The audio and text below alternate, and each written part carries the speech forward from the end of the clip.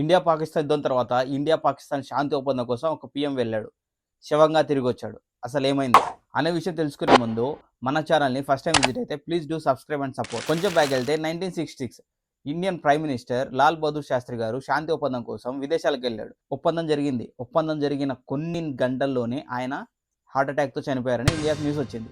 అసలు నిజంగా ఆయన హార్ట్ అటాక్తో చనిపోయారా? అయితే దీంట్లో 3 మిస్టరీ డౌట్స్ ఉన్నాయి. అవి ఏంటో ఈరోజు చూద్దాం.